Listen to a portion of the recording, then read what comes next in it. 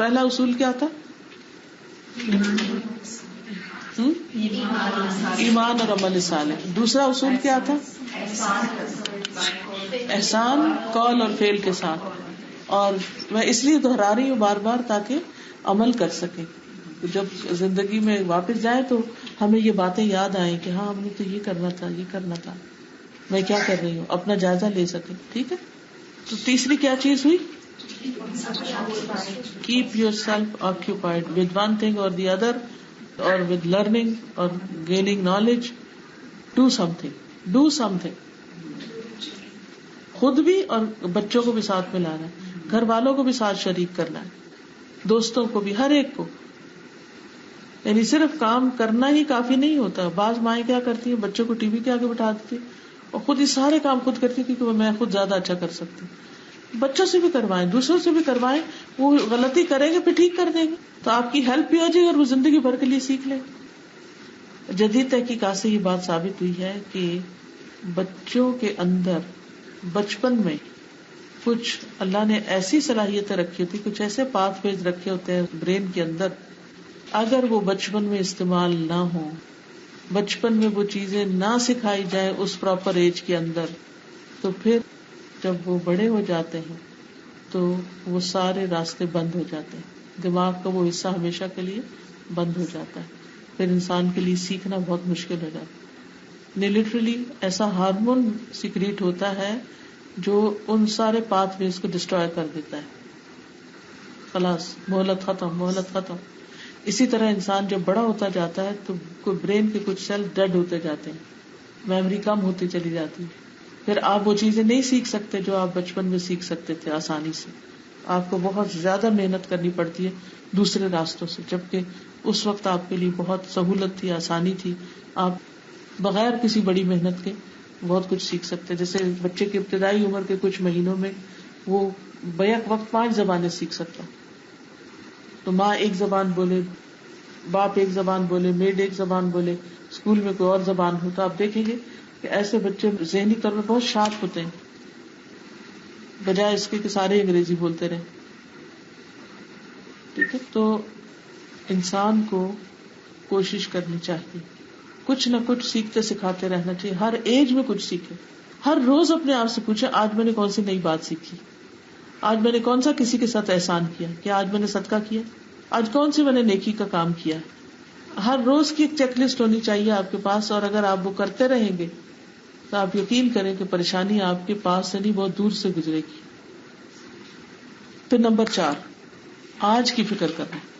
آج کی فکر کریں کہ آج کا دن کیسا ہے.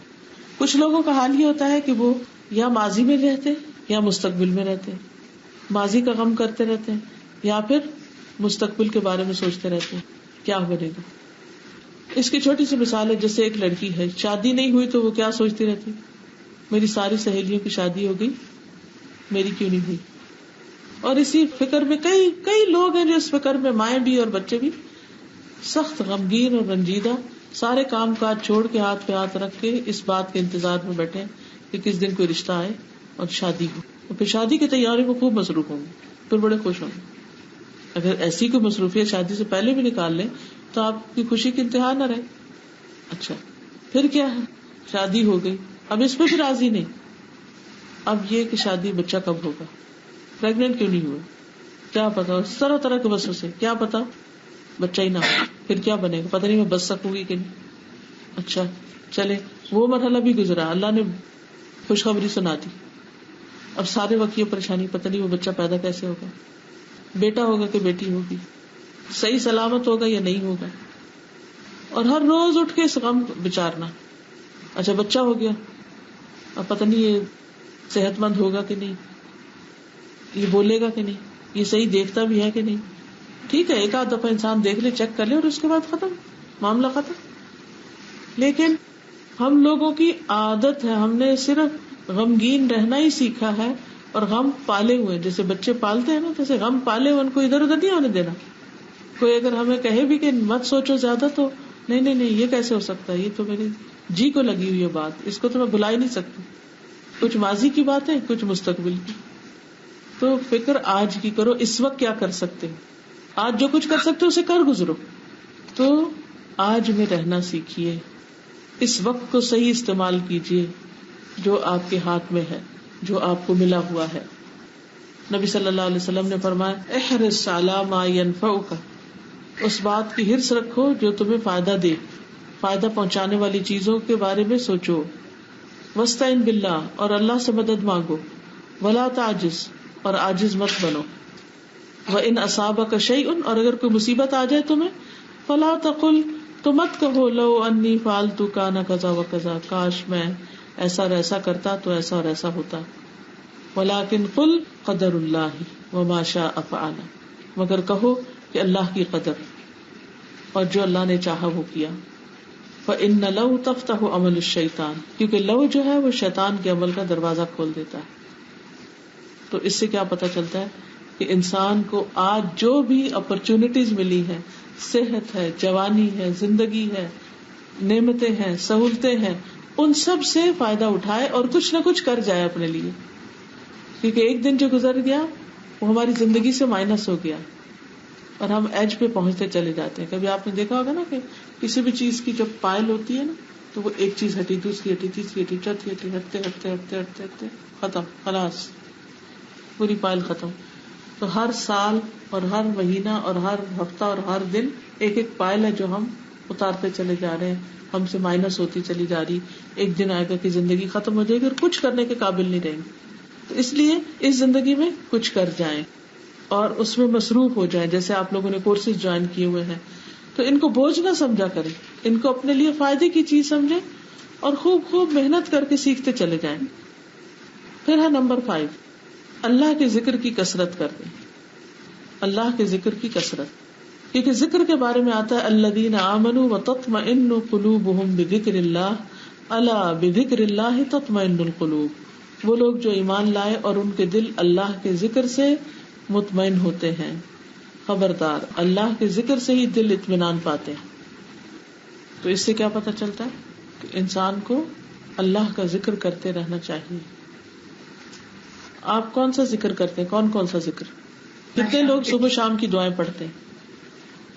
صبح شام کے اذکار جو ایاک نستعین میں ہیں کون کون پڑھتے ہیں؟ سونے جاگنے کے اذکار کون کون پڑھتا ہے؟ کیونکہ جو شخص صبح شام کے اذکار اور سونے جاگنے کے اذکار پڑھتا ہے وہ ذاکرین اللہ کثیرا والذاکرات میں شمار ہوتا ہے، کہ جو کثرت سے اللہ کا ذکر کرنے والے مرد اور عورتیں.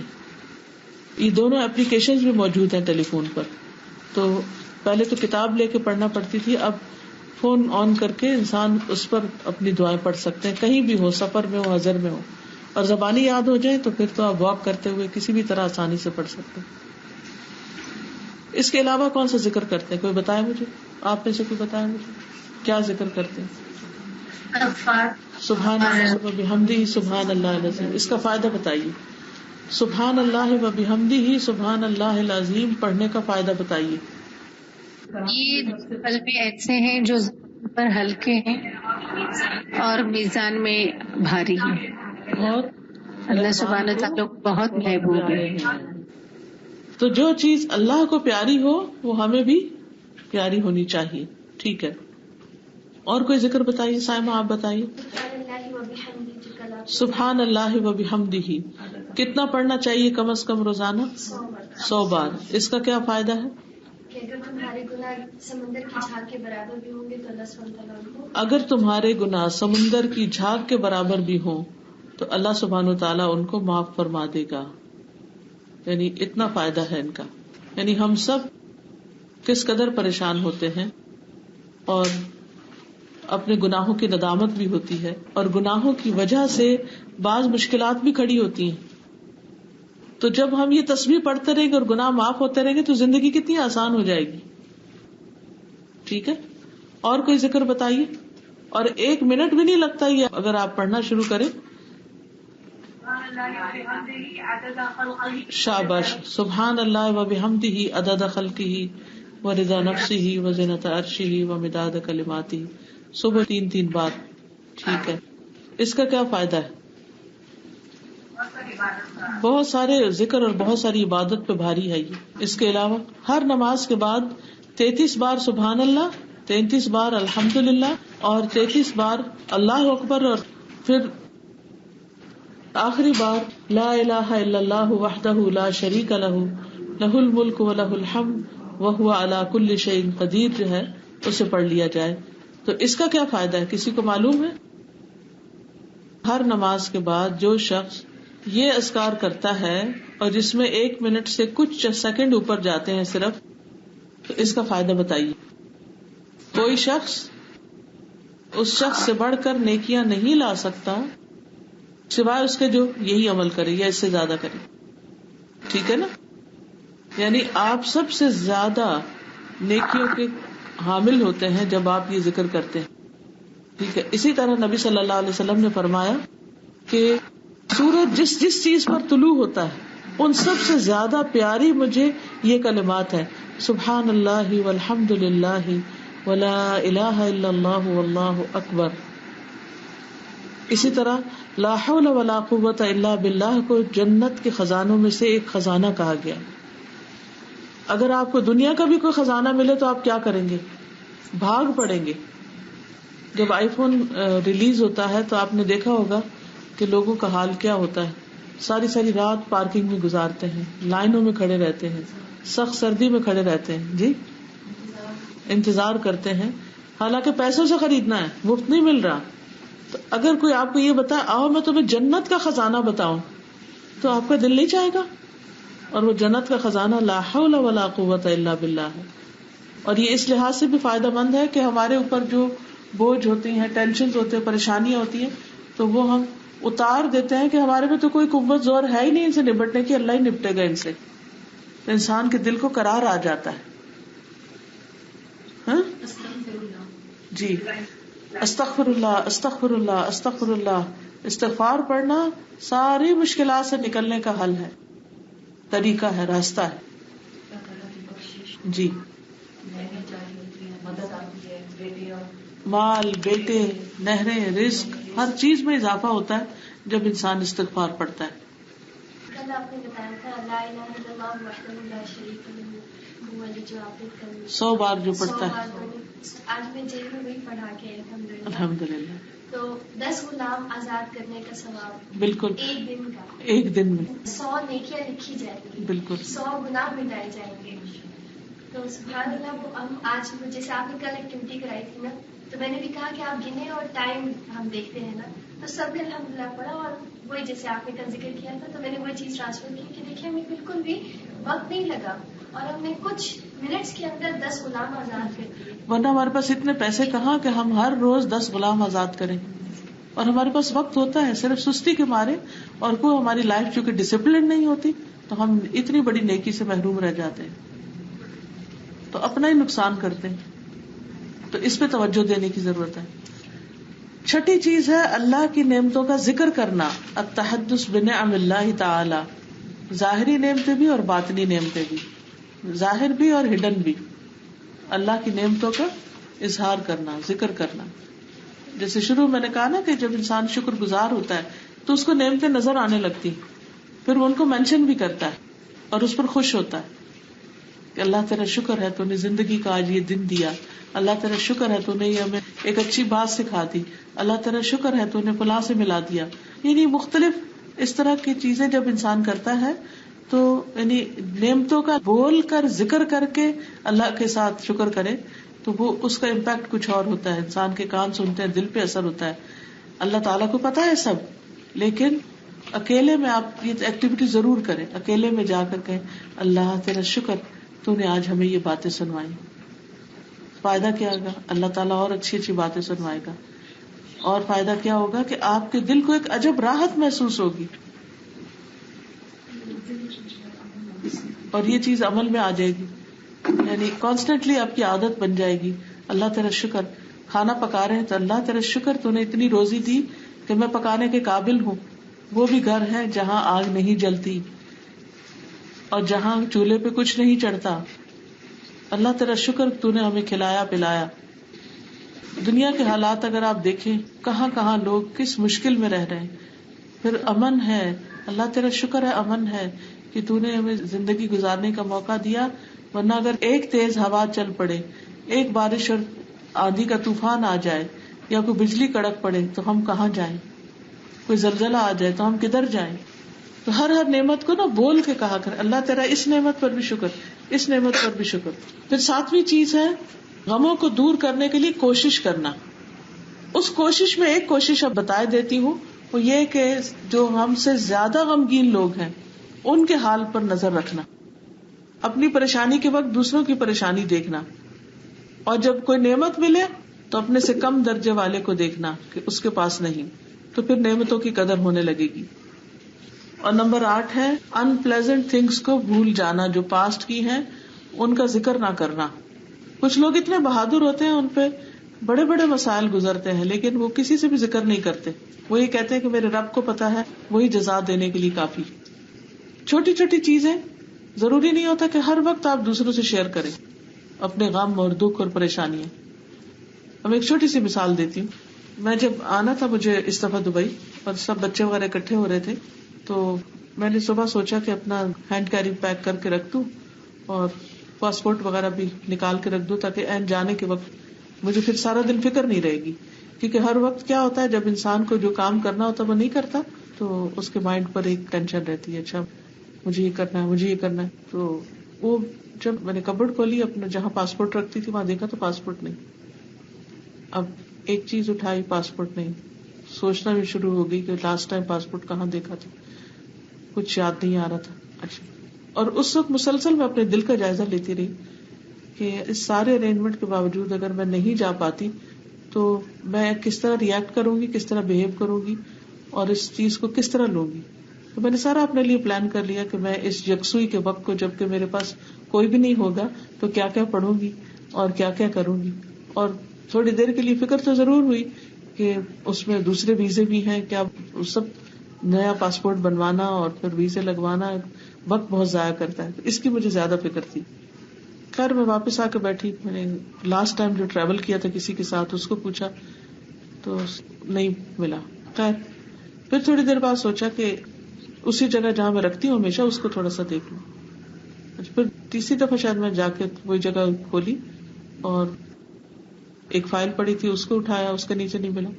ایک اور پیکٹ پڑا تھا, جب اس کو اٹھایا تو اس کے نیچے پاسپورٹ تھا.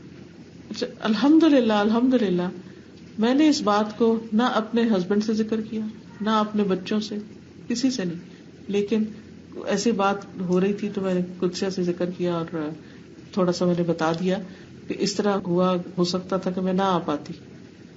تو میں اپنا جائزہ لے رہی تھی کہ اگر میں یہ سب کو بتاتی ہوں پینک ہو کے میرا پاسپورٹ نہیں مل رہا اور سارے پریشان ہوتے ہیں, تو ساروں کی خوشی اور وہ جو سب اکٹھے ہیں اس پر کیا اثر پڑے گا.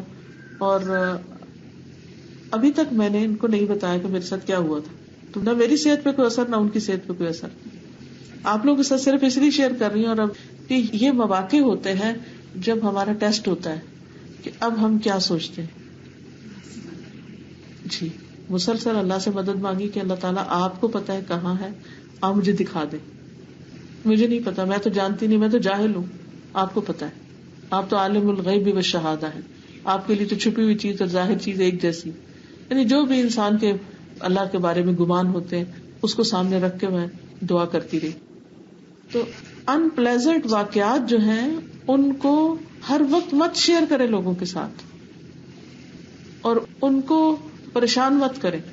کچھ خواتین کی عادت ہوتی ہے, وہ ہسبینڈ گھر آتا جاتا ہے تو دن بھر کے ان پلیزنٹ واقعات شیئر کرنے لگ جاتے ہیں, یا ہسبینڈ کے جو باہر کوئی ان پلیزنٹ واقعات ہو وہ گھر آ کے شیئر کریں. اب کیا ہے, وہ بھی فکر مند, یہ بھی فکر مند, اور اسی فکر میں کھانا کھا رہے ہیں, اسی فکر میں سارے کام کر رہے ہیں. خواہ اپنے آپ کو مشکل میں ڈالا. تھوڑی دیر اتنی مشکل برداشت کر لیں کہ وہ بعد میں صحیح. اور یقین مانے آج سے 5 سال پہلے جو ان پلیزنٹ واقعات ہوئے تو وہ کہاں گئے. ہر واقعے کا ایک ایکسپائری ڈیٹ ہوتی ہے اور وہ ایکسپائر ہو جاتا ہے. اب یہ جو واقعہ اس وقت میرے ساتھ پیش آیا, مجھے آج سے کچھ عرصے کے بعد مجھے لٹرلی یاد نہیں رہے گا کہ یہ ہوا بھی تھا کبھی, جبکہ اس وقت ایک بہت بڑا شوق تھا میرے لیے کہ اب کیا ہوگا. اس طرح میں یاد ہے ایک دفعہ ہم یہاں سے دبئی سے واپس جا رہے تھے پاکستان, تو پاسپورٹ ہوٹل میں ہی رہ گئے اور خود ہم وہاں پہنچ گئے. 1-2 لوگوں کے رہ گئے اور باقی جو تھے ان کے پاس تھے. تو وہ جہاز رکا رہا, واپس آئے, پاسپورٹ اٹھائے گئے. جی, اور پاکستان میں ایئرپورٹ سے ڈائریکٹ لیکچر پہ مجھے جانا تھا, لیکن قدسیہ گواہ ہے کہ اس سارے وقت کو ہم نے صرف ہنس کے اور خوشی میں ہی گزارا تھا کہ اس میں بھی کوئی خیر ہے. ایک دفعہ بھی ہم نے اس کو انپلیزنٹ نہیں ہونے دیا. تو اب دیکھیے کہ لیمو والے پانی میں اگر آپ تھوڑا میٹھا ڈال دیں تو وہ اس کی کھٹائی ماری جاتی ہے, وہ آپ کو ہرٹ نہیں کرتی.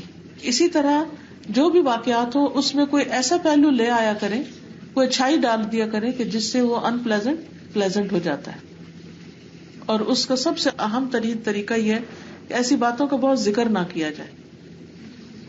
اس کی بجائے کیا کریں, کثرت سے دعا. اور نبی صلی اللہ علیہ وسلم کی جو دعا ہے خصوصاً یہ دعا, اللہم اصلح لی دینی الذی ہوا عصمت امری واصلح لی دنیای التی فیہا معاشی واصلح لی آخرتی التی فیہا معادی واجعل الحیاۃ زیادۃ لی فی کل خیر واجعل الموت راحۃ لی من کل شر. اے اللہ میرے دین کی اصلاح کر دے, میرا دین درست کر دے جو میرے معاملے کی بچاؤ کا ذریعہ ہے, اور میری دنیا کی درستگی کر دے جس میں میری زندگی ہے, اور میری آخرت درست کر دے جس میں مجھے لوٹ کے جانا ہے, اور میری زندگی کو ہر خیر کے حاصل کرنے کا ذریعہ بنا دے, اور میری موت کو ہر شر سے بچنے کا ذریعہ بنا دے. جب ایسا کوئی حادثہ پیش آئے تو رحمت کی دعا کرنے لگے. میں نے اس وقت وہی پڑھا جو نبی صلی اللہ علیہ وسلم بدر کے موقع پڑھے تھے, یا حی یا قیوم برحمتک استغیث اللہم رحمتک ارجو فلا تکلنی الی نفسی طرفۃ عین واصلح لی شأنی کلہ لا الہ الا انت. پھر اسی طرح یہ ہے کہ شیطانی وسوسوں سے انسان اپنے آپ کو بچائے اور غمگین نہ ہونے دے, کیونکہ جب ہم غمگین ہوتے تو کمزور ہوتے, جب کمزور ہوتے شیطان اور زیادہ ہمیں ٹریپ کرتا ہے اور ہمیں نیکی کے رستوں سے ہٹا دیتا ہے. تو اس سے بچنے کی کوشش کرنی چاہیے, یعنی شیطانی وسوسوں کو اندر داخل نہیں ہونے دینا. اس کے برعکس اللہ سبحانہ وتعالیٰ پر بھرپور توکل, کیونکہ اللہ تعالیٰ کا وعدہ ہے وَمَن يَتَوَكَّلْ عَلَى اللَّهِ فَهُوَ حَسْبُهُ, جو اللہ پر توکل کرے گا اللہ تعالیٰ اس کے لیے کافی ہو جائے گا. یعنی توکل کرنے والے جو ہیں وہ اپنے منزل کو, اپنے مراد کو, اپنے مقصد کو پا لیتے ہیں. ان اللہ بالغ امرہ, بے شک اللہ اپنا کام کر کے رہنے والا ہے. قد جعل اللہ لکل شیء قدرا, اللہ نے ہر چیز کا ایک وقت مقرر کر رکھا ہے, ایک اندازہ مقرر کر رکھا ہے. پھر یہ ہے کہ اگر کسی کی طرف سے کوئی تکلیف پیش آئے تو اس کو بھی آسان طریقے سے دور کیا جائے. قرآن مجید میں آتا ہے ادفع باللتی ہی احسن, اس طریقے سے دور کرو جو زیادہ بہترین ہو. اور آخر میں پھر یہی کہوں گی کہ بہترین زندگی, خوشحال زندگی وہ زندگی ہے کہ جس کے اندر ایک بیلنس ہو, جو صحیح ہو, فیئر ہو, اللہ کی فرما برداری میں ہو, اور لوگوں پر احسان کرتے ہوئے اور ان کو اپنی اذیت سے بچاتے ہوئے اور نقصان سے بچاتے ہوئے گزاری جائے. کیونکہ جب انسان دوسروں کے لیے برا کرتا ہے تو پھر جواباً اس کے لیے بھی برا ہوتا ہے. اللہ تعالیٰ ہمیں اچھی زندگیاں عطا کرے, اچھی موت عطا کرے اور اچھی آخرت عطا کرے, اور ہمارے سارے کاموں کو آسان فرما دے. وآخر دعوانا ان الحمد للہ رب العالمین. اب اسما آپ کے سامنے تھوڑی سی تلاوت کریں گی. اعوذ باللہ من الشیطان الرجیم, بسم اللہ الرحمن الرحیم. الف لام را تلک آیات الکتاب وقرآن مبین. ربما يود الذین كفروا لو كانوا مسلمین ذرهم يأكلوا ويتمتعوا ويلههم الأمل فسوف يعلمون. وما أهلكنا من قرية إلا ولها كتاب معلوم ما تسبق من أمة أجلها وما يستأخرون. وقالوا يا أيها الذي نزل عليه الذكر إنك لمجنون لو ما تأتينا بالملائكة إن كنت من الصادقين. ما ننزل الملائكة إلا بالحق وما كانوا إذا منظرين إنا نحن نزلنا الذكر وإنا له لحافظون وَلَقَدْ أَرْسَلْنَا مِن قَبْلِكَ فِي شِيَعِ الْأَوَّلِينَ وَمَا يَأْتِيهِم مِّن رَّسُولٍ إِلَّا كَانُوا بِهِ يَسْتَهْزِئُونَ كَذَلِكَ نَسْلُكُهُ فِي قُلُوبِ الْمُجْرِمِينَ لَا يُؤْمِنُونَ بِهِ وَقَدْ خَلَتْ سُنَّةُ الْأَوَّلِينَ وَلَوْ فَتَحْنَا عَلَيْهِمْ بَابًا مِّنَ السَّمَاءِ فَظَلُّوا فِيهِ يَعْرُجُونَ لَقَالُوا إِنَّمَا سُكِّرَتْ أَبْصَارُنَا بل نحن قوم مسحورون وَلَقَدْ جَعَلْنَا فِي السَّمَاءِ بُرُوجًا وَزَيَّنَّاهَا لِلنَّاظِرِينَ وَحَفِظْنَاهَا مِنْ كُلِّ شَيْطَانٍ رَجِيمٍ إِلَّا مَنِ اسْتَرَقَ السَّمْعَ فَأَتْبَعَهُ شِهَابٌ مُبِينٌ وَالْأَرْضَ مَدَدْنَاهَا وَأَلْقَيْنَا فِيهَا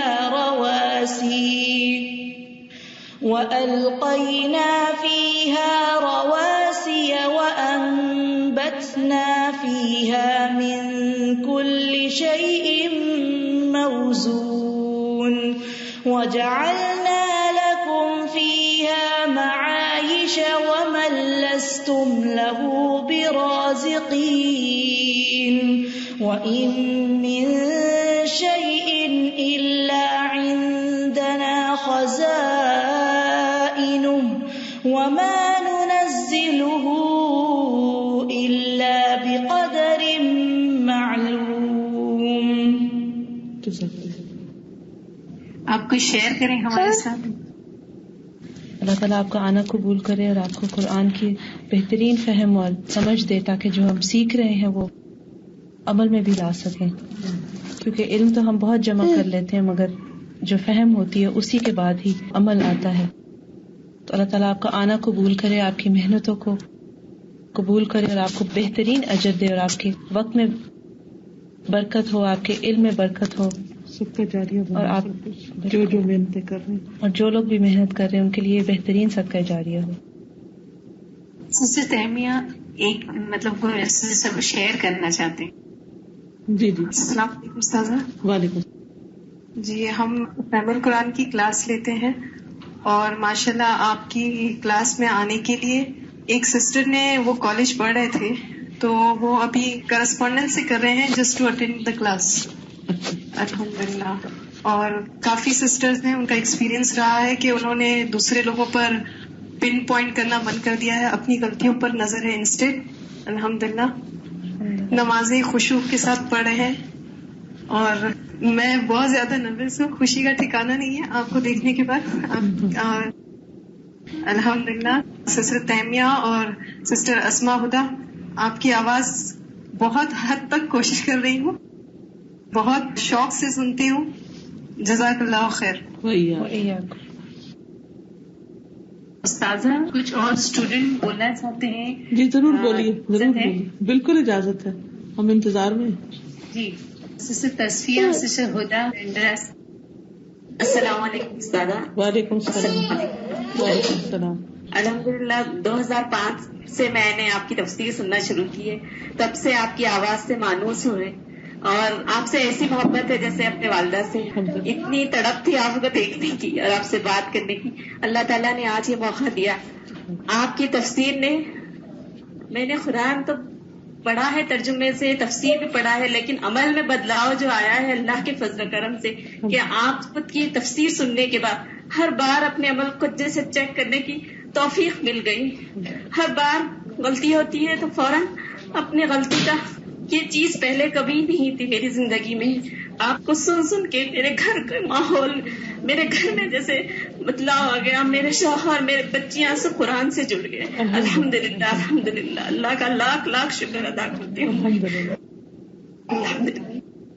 السلام علیکم. میں تو 3-4 مہینے سے جڑی ہوئی ہوں. مجھ میں جو بدلاؤ آیا ہے میں نے دیکھا ہے کہ اگر انسان میں آنیسٹی آ جاتی ہے تو اسپرچل گروتھ خود بخود آ جاتا ہے. تو آنیسٹی بہت کافی حد تک آئی ہے. الحمدللہ. جزاک اللہ خیر. السلام علیکم استاذ. وعلیکم السلام ورحمۃ اللہ. استاذ آپ کا بھی اللہ کے خوبصورت نام کا جو لیکچر سن رہے ہیں اس سے الحمدللہ ہم لوگ کو بہت فائدہ ہوا. الحمدللہ ہم لوگ کا توکل، ہم لوگ کی امید یعنی ہم لوگ کی اور بڑھ گئی ہے الحمدللہ. اور ہم لوگ کو الحمدللہ یعنی جب جو دعا کرتے ہیں وہ اللہ کے نام لے کے کرتے ہیں، جو پڑھتے جاتے ہیں. الحمدللہ. الحمدللہ. Very good. سسٹر سمینہ اور سسٹر. السلام علیکم ورحمۃ اللہ وبرکاتہ. وعلیکم السلام ورحمۃ اللہ وبرکاتہ. ایک محبت ہو گئی ہے قرآن سے جب سے ہم الہدا سے جڑے ہوئے. پہلے ہم پڑھتے تھے تو اتنا اپناپن نہیں ہوتا تھا، لیکن اب زیادہ محبت ہو گئی ہے. اور اسپیشلی آپ کی تفسیر جو ہے وہ بہت انفلوئنس کر رہی ہے ہم کو. ہم گھر میں بھی جاتے ہیں تو ہم بس آپ کی تفسیر ہی لگا کے، کیونکہ ہر تفسیر میں آپ کے ہر لیکچرز میں آپ سے ہم کچھ سیکھتے ہی ہیں اور بیٹر ہوتے ہیں. اور بہت فرق پڑا ہے اپنی ذاتی زندگی میں. بہت میں لفظوں میں بیان نہیں کر سکتی. گھر کا ماحول بہت سکون والا ہو گیا ہے. اور بس یہی اب طرف ہوتی کہ جو لوگ اس سے محروم ہیں ہم ان تک پہنچائیں اور اس کا بینیفٹس ہم بتائیں ان لوگوں کو. استاذہ 7 رستہ کلاس کی اسٹوڈنٹ. السلام علیکم. وعلیکم السلام. میں نے بھی ابھی 2-4 مہینے ہی ہوئے ہیں جوائن کیا ہے. ابھی ماشاءاللہ میں خود کے غصے پہ بہت زیادہ کنٹرول کرنا آ گیا ہے. پہلے کوئی بول دیتا ہے تو برداشت نہیں ہوتا تھا. ابھی سن کے انسان ابھی برداشت کرنے کی قوت آ گئی ہے. آپ دعا کیجئے سبوں کے لیے. اللہ تعالیٰ سب کی کوششیں قبول کرے اور آخرت میں بہترین اجر عطا کرے اور دنیا میں بھی عمدہ زندگی بسر کرائے. السلام علیکم رحمۃ اللہ وبرکاتہ. وعلیکم السلام ورحمۃ اللہ وبرکاتہ. ہم نمازیں تو پہلے ادا کرتے تھے، لیکن کلاس میں آنے کے بعد زیادہ پابندی اور زیادہ فکر و غور کرنے لگے ہیں. اسے اچھے سے سمجھ کے پڑھنا اور اچھے سکون سے پڑھنا یہ سیکھ گئے. الحمدللہ. استاذہ یہاں پر یہ جو اسٹوڈنٹ ہیں ان کی کلاس شروع ہو کر 2 مہینے ہوئے الحمدللہ. ایم القرآن کورس 2010 کا کر رہے ہیں یہ لوگ. گڈ. ایک بچی ہے جو پوچھنا چاہتی ہے کچھ. جی. السلام علیکم رحمۃ اللہ وبرکاتہ. وعلیکم السلام. میری جو امی ہیں ان کو نہ انگلش آتی ہے نہ کچھ، تو وہ کسی کے بھی لیکچر سن نہیں سکتی سوائے آپ کے. وہ زندگی میں کسی کے بھی لیکچر سنیے تو وہ صرف اور صرف آپ ہی کے لیکچر سنیے، اور ان کو کسی اور میں کوئی دلچسپی نہیں ہے. ماشاء اللہ ان کو کسی کی باتوں کا اثر ہوتا ہے تو صرف آپ کے جو تفسیر قرآن ہے اس کی، مطلب وہ بہت اپنی زندگی میں الجھی رہتی ہیں سارے کاموں کو، لیکن صرف آپ ہی کے لیکچر سنتی ہیں. تو میں چاہتی ہوں آپ کا کوئی ایسا لیکچر سنا سکو کہ وہ اپنی زندگی بس دین میں ہی لگائیں اور باقی ساری جو ٹینشن ہے وہ سب سے دور ہو جائیں. صرف لیکچر بھی سنوا دیں. ٹھیک ہے. آج کا لیکچر جو ہے نا یہ بھی اسی ٹاپک پہ تھا. جی. آپ کو لعبہ کی سسٹر آپ سے بات کرنا چاہتے ہیں. جی. اساتذہ السلام علیکم ورحمۃ اللہ وبرکاتہ. وعلیکم السلام ورحمۃ اللہ وبرکاتہ. اساتذہ میں آپ سے چاہتی کہ آپ کچھ نصیحت یا مجھے مشورہ دیں، کیونکہ میں بھی اس دین کی فیلڈ میں خدمت کرنا چاہتی ہوں. میں تھوڑے دن سے کر بھی رہی ہوں، تو آپ کیا مشورہ دیں گی کہ ہمیں کیا مطلب رویہ رکھنا چاہیے اور کن اصولوں کو اپنانا چاہیے تو وہ انشاءاللہ بہت کارگر ہوگا ہم سب کے لیے. آپ وہ گولڈن رولز بتا دیں جو آپ نے بھی فالو کیے اور ہمیں بھی بتا دیں. سب سے پہلی چیز یہ کہ انسان اپنی نیت کو صرف اللہ کے لیے خالص کرے. جو بھی کام کرے کسی کی بھی بھلائی کا وہ اللہ سے اجر لینے کے لیے کرے. دوسری بات یہ ہے کہ جو انسان کسی کو کچھ بتائے وہ خود بھی عمل کرے. اور تیسرا یہ ہے کہ ہر ایک کے ساتھ احسان کرے. اگر کوئی ہمارے ساتھ برا کرے تو اس کے ساتھ صبر کا معاملہ کرے. اور انسان یہ سوچے کہ جتنے لوگوں کو میرے ذریعے سے خیر بھلائی کی بات پہنچے گی وہ میرے لیے صدقہ جاریہ بنے گی. اور یہ ہے کہ زیادہ سے زیادہ لوگوں تک کتابیں، لیکچرز اور خود جو بتا سکے، یعنی ہر ممکن طریقے سے جتنا سوشل میڈیا ہے اب اس پر، یعنی کسی بھی موقع پر کسی کو چھوڑا نہ جائے. پرسوں دارالبر میں جہاں میرا لیکچر تھا اس کے بعد ایک خاتون ملی، بہت ہی انسپریشن ہوئی ان سے. وہ کہنے لگی میں کہیں بھی جاؤں میں دعویٰ ضرور کرتی ہوں. وہ بتا رہی تھی گلوبل ولیج میں 60 لوگوں کو انہوں نے مسلمان کیا، اور ایئرپورٹ پہ ہوں کہیں بھی ہوں وہ لوگوں سے اسلام کی بات کرتی ہیں اور لوگ ان کی بات سنتے ہیں اور اسلام قبول بھی کر لیتے ہیں. تو ہمیں سوچنا چاہیے کہ ہماری بات کیوں نہیں سنتے، کہ ایسا تو نہیں ہمارے سنانے میں کچھ مشکل ہے یا ہمارا اخلاق اچھا نہیں ہے یا ہم دل سے بات نہیں کرتے. تو اپنی اور دوسروں کی اصلاح ساتھ ساتھ چلتی ہے اور ساری زندگی انسان سیکھتا رہتا ہے. ان خوش نصیبوں میں سے ہیں جن کے پاس بہت مواقع ہیں. جی ہاں، یعنی آپ لوگ لکی ہیں کہ آپ کے پاس بہت مواقع ہیں دوسروں تک اسلام کو پیغام لے جانے کے. تو اس لیے مسلسل کوشش کرتے رہیے. ٹھیک ہے، ہر ایک کے لیے دل میں تڑپ رکھنا ضروری ہے. جب آپ دوسروں کی خیر خواہی کریں گے نا، ان کے لیے درد ہوگی آپ کو کہ ہائے یہ آگ میں نہ جائیں، ہائے ان کو کوئی تکلیف نہ پہنچے، ان کی موت آسان ہو، ان کی قبر اچھی ہو. تو آپ پھر یہ نہیں پرواہ کریں گے کہ وہ آپ کے ساتھ کیا کر رہے ہیں، آپ پھر بھی ان کے ساتھ اچھا کریں گے. کیونکہ استاد یہ لوگ سوچتے ہیں کہ ہم لوگ شاید یہاں پر کسی اسلامک اسٹیٹ میں نہیں رہتے، یا اس وجہ سے ان کے پاس مواقع کم ہیں. ان کو زیادہ مواقع ہیں ماشاءاللہ. قوت اللہ. مومن کے ہر حال میں خیر ہے، جہاں اللہ نے اس کو پیدا کیا، جہاں رکھا ہے اور جو ہمارے قسمت میں لکھا ہے. اللہ سبحانہ وتعالی سب سے بڑھ کر اپنے بندے کے حق میں مہربان ہے. بس ہمیں خیر تلاش کرتے رہنا چاہیے ہر طرف. استاذہ ایک سوال تھا، ایک بہن ہے وہ ایسے علاقے میں رہتے ہیں جہاں پر کوئی حجاب نہیں کرتا اور شوہر بھی ان کو پہننے کے لیے مطلب نا اجازت نہیں دیتے کہ آپ نہیں پہنے. تو کچھ آپ ان کو بتائیں تاکہ وہ ایسے سچویشن میں ڈیل کریں. سب سے پہلے تو اللہ سے مدد مانگیں، پھر یہ ہے کہ شوہر کے ساتھ حسن سلوک کریں کہ وہ ان کی بات سمجھے، اور اس سے بڑھ کر یہ کہ آپ کے اپنے دل میں حجاب کرنے کا کتنا شوق ہے. اگر آپ کے دل میں ہوگا اللہ یقیناً آپ کے لیے راستے کھولے گا. اس سے کوئی فرق نہیں پڑتا کہ کہیں کوئی حجاب اور کرتا ہے کہ نہیں. مجھے یاد ہے جب میں گلاسگو یونیورسٹی میں پڑھ رہی تھی، صرف ایک اکیلی پورے شہر میں تھی جو میں نقاب کرتی تھی اور کوئی بھی نہیں کرتا تھا. اور مجھے کبھی ڈر نہیں لگا تھا کیونکہ مجھے پتا تھا یہ زمین بھی اللہ کی ہے اور پاکستان بھی اللہ کی زمین ہے اور ساری دنیا اللہ کی ہے. تو مجھے ہر جگہ اللہ ہی کا حکم ماننا ہے. جزاک اللہ.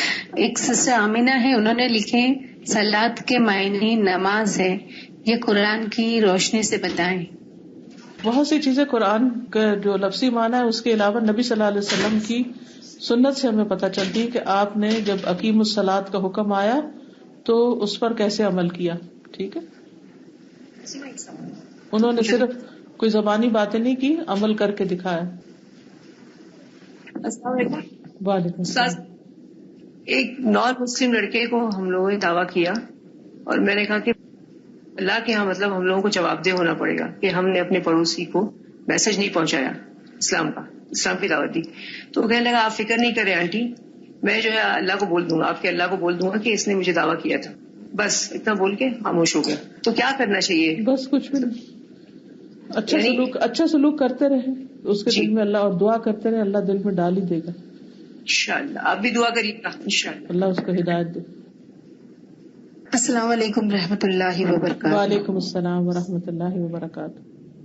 باجی میرا بڑا بچہ ہے، اس نے شادی ابھی 1 سال پہلے، لیکن پتا نہیں تھا ان کا مطلب جو عقیدہ ہے غلط ہے. اس کی بیوی اس کو لے کر چلی گئی باہر، حالانکہ یہ بات بتانی نہیں چاہیے لیکن آپ سے ملاقات اب دوبارہ پتا نہیں کب ہو، تو اس لیے آپ کی گوش گزار کر رہی ہوں. ذرا مجھے اس کا حل بتا دیجیے، میں کیا کر سکتی ہوں؟ آپ نے اگر اپنے بیٹے کو صحیح عقیدہ سکھایا ہو تو وہ انشاءاللہ سکھا لے گا اس کو بھی انشاءاللہ، لیکن وہ اس کی باتوں میں آ گیا ہے باجی. نہیں آتا. آپ دعا کریں اللہ کے، اللہ میں نے تیرے حوالے کیا ہے اور تو ہی اس کے ایمان کی حفاظت کر. تو انشاءاللہ شروع میں کچھ چیزیں ایسی نظر آتی ہیں لیکن آہستہ آہستہ صبر کے ساتھ ٹھیک ہوتی جاتی ہیں. آپ کوشش کرتے رہیں کہ اللہ ان کو اچھے ساتھی یا دوست دے جو ان کی اصلاح کریں. جی آمین. السلام علیکم. وعلیکم السلام. آپ سے ایک ریکویسٹ ہے. I was touring America in 2013 in the beginning, and I went earlier to East Coast and then to the West Coast, and then I just happened to pass by Las Vegas. and I said, okay, let me see this city as well.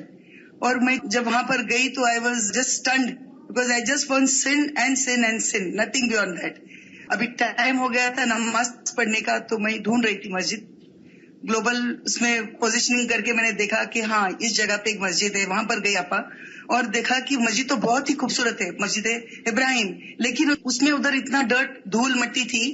تو میں wait کری, امام صاحب آئے اور پھر میں نے آپا ادھر 1 گھنٹہ صاف کی مسجد کو بیٹھ کے, اور بعد میں کوئی تبلیغ والے آئے تھے وہ بھی ادھر پھر بیان کرنے لگے, اور just partition of glass in between the ladies and gents. اور آپا ادھر کوئی اس مسجد کا حفاظت کرنے کے لیے نہیں, اور وہ سٹی میں مسلمز ہے لیکن ان کو پتا نہیں کہاں جانا ہے, کیا کرنا ہے اور کیسے نماز پڑھنا ہے.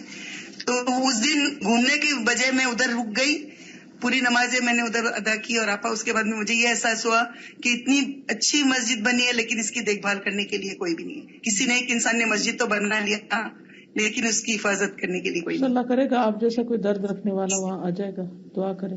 جی آپا, اگر آپ کی کوئی کانٹیکٹس ہو وہاں پر لاس ویگس میں تو آپ پلیز آپا. شکر. استاذہ میں آپ سے صرف ایک ریکویسٹ کرنا چاہوں گی, ماشاءاللہ یہاں ساری بہنیں ہیں جو قرآن سے جڑی ہیں, تعلیم القرآن, فہم القرآن, اللہ کے خوبصورت نام, عقیدہ, تو آپ ان کے لیے مطلب دیں کہ وہ اپنے کلاس میں اپنے کورس میں ریگولر رہیں. اور یہ ایسا کورس نہیں ہے نا دنیا کا, ہم یہ ان کی حاضری فرشتے بھی لگاتے ہیں. ان کو پتا ہونا چاہیے کہ ان کی حاضری صرف دنیا کے رجسٹروں میں نہیں لگتی, فرشتے بھی لگاتے ہیں, اور اگر ایبسنٹ ہوں گی تو وہاں بھی ایبسنٹ ہو جائیں گی. ٹھیک ہے نا. اور دوسرا یہ کہ ایک کورس ختم کرنے کے بعد چھٹی نہیں کرنی, اس کے بعد نئی چیز سیکھنی ہے, نئی چیز سیکھنی ہے. اللہ تعالیٰ نے نبی صلی اللہ علیہ وسلم کو فرمایا تھا وَقُلْ رَبِّ زِدْنِي عِلْمًا, آپ کہیے کہ میرے رب میرے علم میں اضافہ فرما.